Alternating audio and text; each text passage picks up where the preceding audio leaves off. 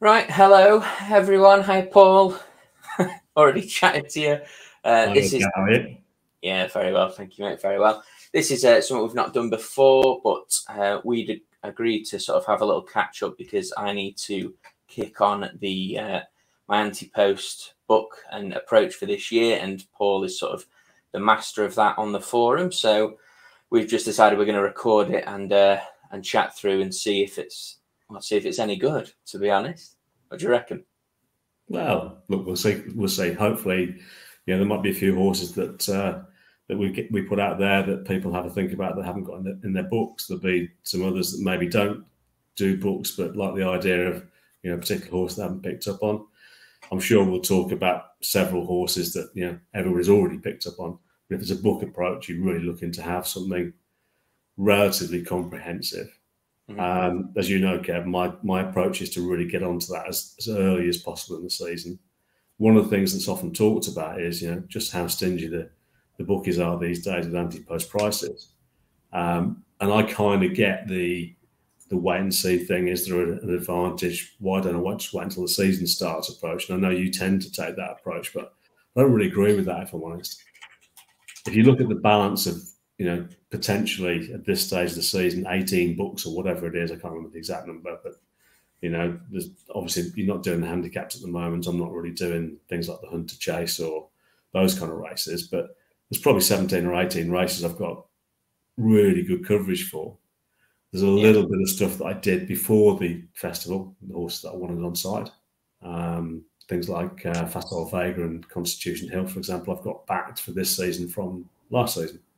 I know there's a couple of other people on the forum do that. I try and do that reasonably selectively. They're bets that you can pick up the Sky Bet. That's a problem for me this season, actually, because Sky Bet are really restricting me heavily on anti-post betting now, which is a pain in the backside. So I'm not going to have that string to my bow next season, unfortunately. But, I've been an advocate of that for the right horses, not a scattergun approach. I think you have to be really careful. You've got to have a lot of confidence about the horses that you think are going into the festival. Yeah. And they are generally going to be horses that are with Willie Mullins, Gordon Elliott, Nicky Henson, really. I think possibly are talking horses. Yeah, I think in regards to start, I remember when the forum was a lot quieter, and when I sort of found it and got into it, I was starting a lot earlier. I was starting earlier than anyone on there. And as it's got bigger, and then sort of I had a bit of burnout one season and just had sort of, instead of, didn't even watch the flat, was just glad it was done, and then sort of came back and just I reminded myself you can still do it that way. It's just the later you start, the harder it is, and you sort of playing catch up. And the last couple of years, I've found I have started later, still done well, done happy enough with how it's gone. It's still going the right way, but then just seeing like people like you had joined, and we're doing this long before. It just wasn't aware. And that for me, the reason I want to do this is like I feel I need to evolve now with my approach. Like people obviously that have been on the forum for a while will have seen my sort of journey through, and I've sort of got a little bit.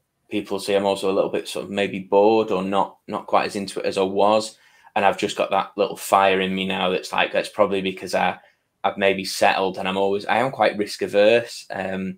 And I sort of, as soon as something's done and I've completed it, I'm like, brilliant. And I don't want to lose that. And I've got that fear of it going wrong. But now I've got that little fire in me that's like, right, no, I need to kick on. I need to kick on because it's been going the right way. And obviously that's why I want to speak to you about it, because sort of your approach is where I think a lot of people would like to be, or if they can do that, if it's feasible. And it's just like I want to learn about that, to be honest. So if you could maybe explain how you've like your journey through and your approach to anti-post. Yeah, well, and look, you said something really interesting there. I know that you probably struggled with it a little bit last year, whereas this year, as you say, fire's back and you're ready and raring to go. And I've been doing this for a long time now, and I've had years like that in the past. But actually, part of that for me was learning to not have the ups and downs, almost, take what I do away from the passion that I have for racing, and almost think of it as a business, an annual dividends kind of approach. And I take that emotion out. So it's just almost pure business. So I keep a very even mind with it. You know, I've got a very clear idea of what my strategy is in my head. You know, a lot of people, for example, I just mentioned, you know, a very small number of horses that I'll do before, you know, last season's festival is even started, really. But I'm really keen straight after the festival to get onto it quickly. So, you know, after a very heavy week at Cheltenham for the festival, you know, which is not doesn't lack alcohol, should we say, and I'm not necessarily feeling the best on the Saturday when I get home. I actually do start on that Saturday. Yeah. And that weekend for me is actually quite important, that I just keep myself going, because everything's the most fresh in my mind at that time. And I will remind myself of go back a few races and, you know, that kind of thing. And I will get a lot of my anti-post book done actually literally on the weekend straight after the festival. And the bookies can be a bit cute with that. You might back a small number of horses at slightly shorter odds than you'll get later, but then you'll have, you know, the real ones that you want in your book. Generally speaking, they never get any longer. They only ever get shorter. So I'm quite keen to get them on side of the best possible odds each year. And I don't mind conceding a couple of points here and there for the long term, really. And I think also by doing that, not only is it all fresh in your mind, you've got a whole bunch of work done very quickly. So you've got a really good baseline to build from. A lot of people like to wait for Aintree and Punchestown before they start making their minds up on horses. And I actually find generally that Aintree and Punchestown muddy the waters a little bit. Yeah, you can find horses that are over the top. Yeah, sure, there is the odd horse that's perhaps not run at the festival that looks pretty good.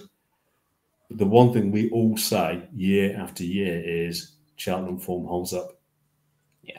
And I think for me, doing that without the waters getting muddied with any of the other end of season festivals is just a good thing to do. I will reassess, don't get me wrong, I will reassess with Aintree and Punchestown, but I'm probably more so assessing something I want to add to my book rather than something I want to take away or lay off. Yeah. So I think getting those horses I really want on side quickly is quite important to me. And that's not just to start building my books for each race.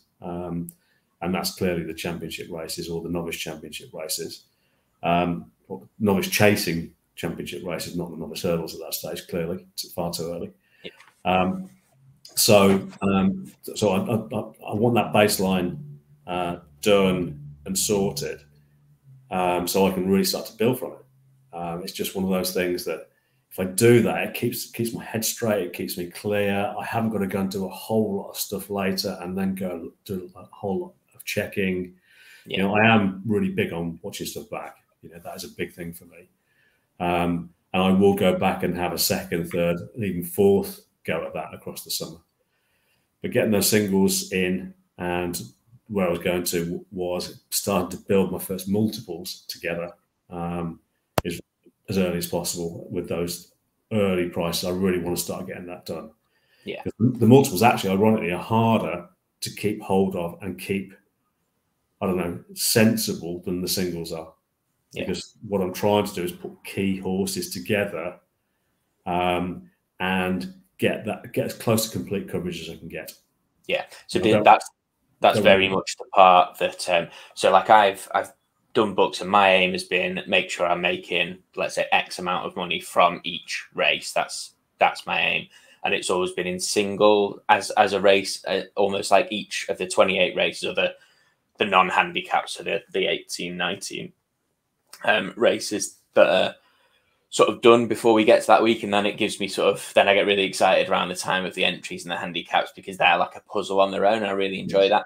So what I need to do and like find out from you is the multiples and how just the mindset of switching to make, because I am assuming that's just more lucrative for you. And yeah, definitely. Yeah, it's just working out how many combinations, what the numbers look like. Because for me, I was always like, well, if I nail the Arkle is the easiest one. I think that'd be one that anyone who builds a book would have a great record in over the last 10 years at least. Apart from last year. apart from last year. I mean, I actually managed to get back to even, but it took so much work not to lose money on that race last season. It was crazy because we obviously had appreciated Fernie Hollow, and I was particularly appreciated. I was fairly heavily into. So recovering from that position was a lot of hard work. Yeah, and that's one of the things. So if you remember, I started really late last year, so had missed prices on Fernie Hollow and Appreciate, and was pretty against Fernie Hollow, I think. I think we even did a podcast about that, didn't we? And then it just was injured. Yes. You'll get a lot of people there that will say, well, that proves that you shouldn't start as early. But I think if you look over sort of the period of time that you would have made money from these races, you would disagree with that, wouldn't you? I would. There'll be people watching that will just probably not agree with us at all, but they're probably not into book building. Anti-post, which is fair enough because it's definitely not for everyone. No, look, you're making if you're doing this fully, you're making 28 books ultimately for one big book. So one race is not going to be a disaster. No. You know. So how do you go about then when you said about linking the right horse and the autos? Are you looking at specific races, or is it based on the horses depending on? It's confidence based on what I've seen, really. I will not. Well, clearly, some races. I mean, you mentioned the Arkle. Generally, that will be a better race for finding horses to put into a book. There are two fairly obvious horses that fit that bill this year. Mm-hmm. You look at a race like the Arkle. It's never going to be a big field either. But the two horses you really want on side, I suppose, are John Bon and El Fabiolo. John Bon is just built to be a chaser. He's huge. We know that he's got the ability. He was second in the Supreme Novices, and he's going to be a better horse over a fence. El Fabiolo didn't make the festival, just had a minor setback, but opposed John Bon and was within half a length. So, he's entitled to come on for that too, because he was unlucky in that run as well. I think he was unlucky in that run because he made a mistake, didn't he, at the last? Yeah, a little niggling mistake, I think, at the last. Just whereas John Bon was more fluent. But jumping's the name of the game, really, I suppose. But those two are going to be fairly close to each other next season, you'd think. So for book purposes, when you're talking about an Arkle, you want those two on side. In fact, I would throw into the mix Dysart Dynamo. He came down in the Supreme. You can debate these things. My opinion was he would have finished a pretty good second to Constitution Hill and would have finished ahead of John Bon. I've heard some people disagree with that view, but I don't think he was stopping when he came down. I don't think he was going to beat Constitution Hill because we saw something exceptional. But he could actually be the best of those that do go chasing, actually. And I think he's a bit of a forgotten horse. He's still at a big price. Yeah, he's 20-1 with 365, isn't he? I took that yesterday. I was just having a little catch up with Jono, just because I'd done those two doubles with the two you've mentioned, John Bon and El Fabiolo. And part of that, I suppose you might as well mention the sort of doubling horses with anti-post selections, because that comes up quite a bit. So that's something I tend to do, that when a horse is shorter than I want to. There's always a certain amount of money I want to get a return from a horse, and depending on what price the horse is, obviously the more stake needs to go on. So I find if I can find a horse that I fancy in the normal week-to-week racing, that's where I will attempt to do that. So it's to get a certain return from a horse. It's not that I think the price is like the price for like John Bon at 5-1 is shorter than I would back as a single now. Yes, and although I'm still taking the 5-1, and I understand all I'm doing is increasing my stake on that. For me, it's just not a less risky way, but it's just a way that because otherwise I'd just be winning the money and then putting it on later anyway. And I need to take the 5-1 now, because even though I don't love that price now for how much I want back from it, it means I won't get enough, or the price will only get shorter unless he's not as good as we think. Absolutely. Or flops. Now, But you have to weigh that. This is the reason why, for me, you want to be really thinking about this straight after the festival. Yeah. Now, I have John Bonn at 16 to 1 straight after the festival. I have El Fabiola at 25 to 1 straight after the festival. And that's, that is why, I will make money out of the Arkle pretty much unless there's some, that the whole race is devastated. Yeah. It's really hard not to make money when you've got the best horse in the race at those kind of prices on the day. So, and there's very few more. There's very few others that I would see as potentially being contended. You've got to look at Gordon Elliott, and he might have, Mighty Potter may be a better chaser. He's got, I think he's talked about Phil Dorr going over. Yeah. And then you've got possibly a horse which might be a bit of a forgotten horse, like Quilixios, although he could go up and trip as well. So we might see what he does. He'd be one that might be looking to add to my book, which I don't have currently. Yeah, but the key thing is those linchpins are there. John Bonn and El Fabio are there at big prices. So, I mean, that with that said, like I've already said to you before we started recording, I think, or maybe right at the start, but so for 2024, I'm fully bought in already to this. Like, I know that's going to be my approach, but it doesn't mean I'm not disheartened now, because I've had plenty of seasons where I haven't started until about this time, and I've still done well. So I'm not worried about that. It's just how you go about it from now. It's like I'm still starting earlier than a lot of people will be, and you always get to. It's just a sliding scale where you get to March, you get people that come out just for that week and they're trying to make money that week. And for me, that would be a lot harder than it is starting in in October. Yes, yes, absolutely. It's just a sliding scale. So I think it's important for, because obviously this isn't just about after timing what great prices you've got. This is so I can make sure I'm still making money as well. So it's important not to get upset by prices that have gone or you've missed, I think. No, I think there's two approaches you can take. What did you say the current prices were on those two? 5-ish? John Bond's 5 and El Fabiola 8 are the best you can get. Okay, look. The first thing I'd say to that, there's two things I would say to that. Actually, the first thing I would say to that is they're not going to be 5 to 1 and 8 to 1 when you get to next March. They're going to be, 6 to 4 and 2 to 1 or something. I think what we see now is they get cut on entry. They will. So they'll get trimmed a little bit on entry, then they'll win.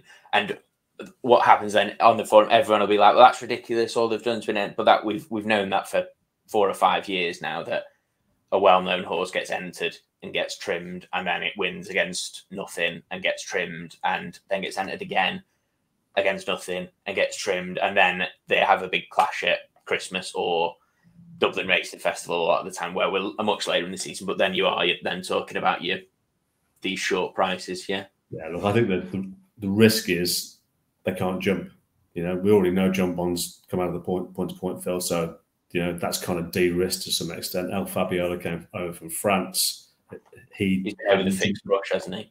Yeah, he had, which is better experience than jumping hurdles, but obviously hadn't jumped a fence, so there's probably a little bit more risk with them, I suppose.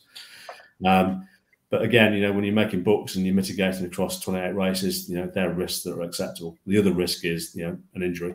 But the one thing I would say is, if you just look at those prices at 8 to 1 and 5 to 1, and look at those two horses in the context of what their season will look like between now and the festival, it's hard to see anything in the UK that's going to beat John Bonn over fences and novice chases. A bad mistake when they try to win Cosley, maybe, but that wouldn't diminish his price. And is also not likely. He's likely to be much better than everything else, and we'll probably just go to the festival with a record of 1-1-1. So his price is going to be very short by the time it gets to March, and not dissimilar with El Fabiola. I think it's unlikely that Willie Mullins is going to pitch 2 of his best 2-mile chasers against each other. They'd go different paths. The risk is slightly different with El Fabiola. You could have a horse like Dysart Dynamo or even Sir Gerard or Gerhard, however you're supposed to say it, if they decide to go 2 miles rather than 2.5. Although I think the latter is probably more likely.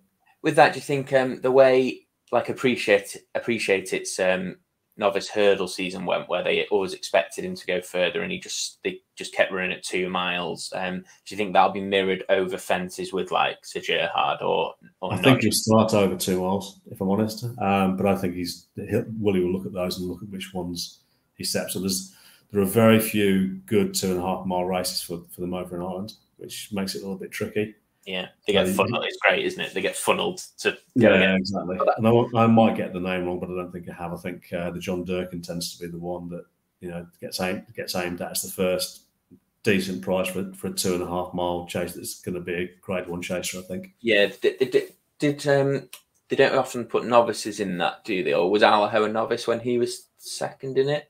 I'm probably getting the name of the race wrong, but there's a really good 2.5 mile. The one that Undersow and Min ran in. Yeah, that's the one. Yeah, that is the John Durkin. Yeah. So look, I think the first indicator, and Gordon Elliott will do the same. Whatever Gordon Elliott's horse is for the what's it called now, the Turners. Whatever his horse is for that is going to turn up in that race too. Yeah. Willie might put 2 or 3 in there. Actually, I think he has done that in the past, but you'll know which one his number 1 contender is generally. So it wouldn't be 2 of his best horses against each other. It would be one that he thinks is the one, and something else that could be. So in terms of campaigns, there's not that much risk really. I don't think. Those better horses, particularly in that division, tend to come out on top anyway. And your risk is injury really, out for the season. Yeah, absolutely. So in terms of going back, and those horses are great for your multiples.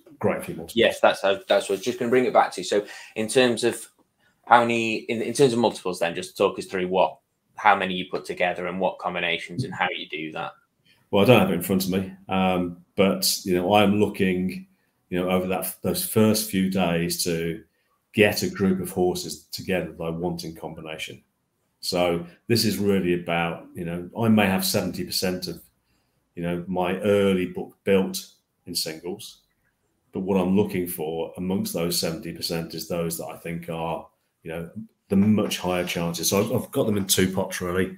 You've got the Delta Works at shorter prices, the Allahos at shorter prices that I'm looking to put in combination. I've maybe got 8 or 9 horses that I'm putting in combination in that way. Because the one thing we certainly know is that season after season, favourites get beaten, So if you're just relying on, say, 4 horses and a Yankee, and they're all 2 to 1 at that early stage, your 4-timer's probably never going to come in. You might get lucky with a treble maybe, and you might get a couple of doubles or something, whatever. But you're not going to get rich with that. You're probably not doing a whole lot more than breaking even with those kind of bets. So the combinations are actually quite important to get the 4-timers up. That's where with those kind of bets you really want 4 up to be making any money. But I've got a second pot of horses that I'm looking for value. Horses that are bigger prices, generally double figures or more, and I find it hard not to see them at least placing, but they have a win chance. So they're the horse that I'm looking to really make my money from, is that group. And then once I've done those combinations, then I'm looking to do some combinations between the 2 pots. So 1 or 2 really solid legs, for example, going on with a 12 to 1 and a 16 to 1, or a 25 to 1 and a 33 to 1, those kind of things. And these are each way, are they? Yeah, they're each way. Yeah. So obviously the shortest aren't they'll win. But this is one that will be a forever debate. I have a preference for particularly long range for each way bets. And again, in terms of my books, moving away from multiples and really coming back to the singles, I want to fill the places. That's what I'm really looking to do. So I want the winner, and I want the place, or the 2 places, or the 3 places, or whatever the case may be. So I'm playing in that way. And cash out's becoming a little bit harder now. I don't have that available. I don't have all bookmakers available to me now, should we say? and but I do have the exchange available to me. So, you know, I will use that for what it's worth, really. So, for example, where I have each way bets when I get all the way to the festival, you know, I've got some real good choices. You know, I can, if it's a horse that I just don't think is going to be what I want it to be, I don't think it's going to win or place, but, you know, I've got a shorter price than it was, you know, a year ago. Or I may have done this earlier, but let's just say we're the eve of the festival or the morning of the festival, you know, I'm going to lay that up and I'm just going to take that profit. If it's a horse that I think can place, but, you know, I think there's a pretty solid one or two horses that are going to win the race, then I'll lay off the win part of that bet and leave the place part of the bet. So it's not uncommon for me to have 5 or even 6 horses still running for me on the day, but not all running for the win. You know, what I've got is effectively a long range place bet at maybe 33 to 1 or 20 to 1 or 16 to 1. And, you know, I haven't lost the stake on the win part because I just don't think that bit's going to happen. But I do have 1 or 2 horses that I'm pretty solid with now for the win, I think. Yeah. And that generally works out well for me. So, you know, it's part of my strategy, really. Yeah, brilliant. I think what I'll do, I'll end this recording at the moment here, and I'll post it up, and we'll get anyone to ask any specific questions, because then we can keep that going as its own. Because I know we've touched on the article, but like I want to go into actual specifics now, which we can do as like a separate recording. So I'll end this one. We'll see if anyone cares or has any questions about sort of your approach or what we're going to do or anything like that, and then we'll just crack straight on after that. If that's all right, mate. Yeah, fine by me. And, you know, we'll do a 1 day, 2 day, 3 day, 4 if you like. We'll take that approach. We'll split them up, and people can look at their leisure. Lovely. All right. Speak to you in a minute then. We'll do. Cheers, Kev.